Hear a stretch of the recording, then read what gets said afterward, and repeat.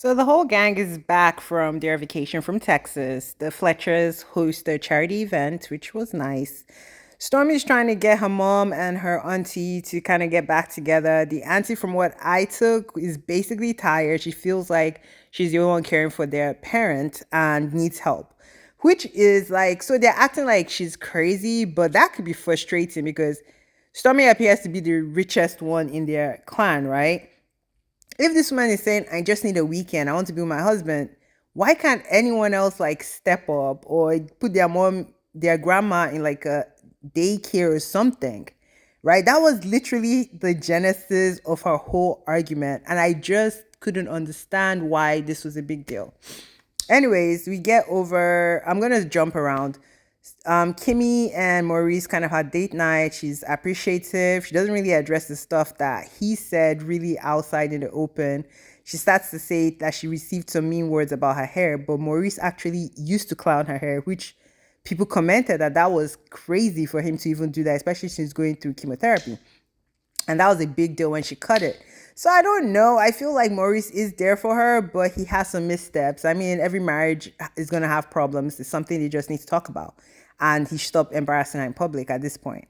Then we have Mel and Martel, which was the highlight of this whole episode. Martel calls for a visit. He brings flowers. He's trying to act like he didn't just pass out in Texas. And Mel calls out his bullshit in a very calculated and calm way because he's trying to be like, oh, I'm sorry I messed up the family. Negro, you've been doing stuff to this woman behind her back, in front of her back. Like, what are you talking about? And I love that Mel did not let him lie about anything. He's still wearing his wedding band, talking about he can't wait to be married again. He now wanted to lie that the band, she had like a black ring, which doesn't look like a wedding band, to make it look like he gave it to her. And she's like, no, Negro, I got this last year, and he didn't have a rebuttal. Then they're talking about basically the same whole Mel Martell stuff, but this was more refreshing because it made sense. She was very clear. She's like, we're not going to have peace because you do things behind my back. You're gaslighting me. Like, how can you go from saying I cheated on you to now saying you suspected I cheated on you because we're having issues and I checked myself into a hotel to get away from you? So it was just like proper Martell BS. He's like, I'm single. Mind you, this is the time he had already moved in with Coleslaw because he moved out of Chris Fletcher's rental property, right? So it's just crazy to me that Coleslaw continues to stick around while this guy plays in her face. Like, dude, have some respect about yourself. Martha is still in love with Mel and the family Mel provided him. Like, he's been the most unstable since Mel left him financially and otherwise.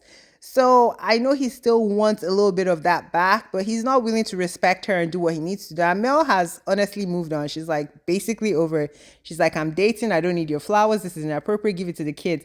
He tries to clown her that, hey, you get the kids something else. And she's like, I do. I send food to your house in case you forgot. And she calls him out. At this point, he's like, well, why are you trying to embarrass me or make yourself look good? Blase, blase, blah. And I'm just like, boy, it's over. Let it go. Move on. Get glad. Okay. We didn't see Kiki this whole episode, but their reunion, I guess, is coming out next week. Then the final scene is between Tisha and Marcel, which seemed like a fake scene because she seemed to try to make a point. He was laughing appropriately, talking about, we don't have anything. You think I cheated? You don't have trust for me. She was talking about moving back to their house. I guess they're not doing the Scott Mansion. The renovations looked good from what we saw. So I guess when they finish, we'll see the whole thing. But the ending, I feel like we didn't really need that. It's like, this was almost like a filler episode for it being, I think this is the finale because the next thing they showed was the reunion.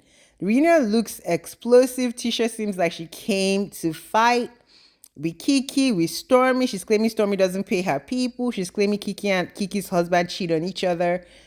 It's just a lot of Tisha versus everybody, except I don't think she came for Mel. It didn't look, at least in the preview. Martel is still sulking on his wound.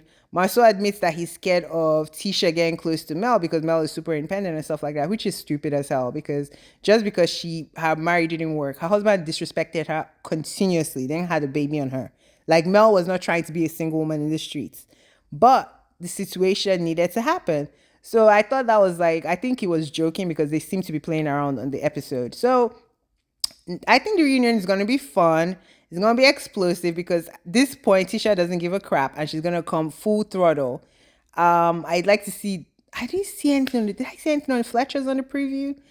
I don't know if I saw anything on Fletcher's, but the season finale was whack. They could have kept it. The only scene that I liked was basically Mel closing the chapter on Martel, say, letting him not get away with stuff because he will do evil stuff, then come to the camera and try to act like their friend. And she called him out for all of that. So, you guys, let me know what y'all think. Like, subscribe, comment. Bye, guys.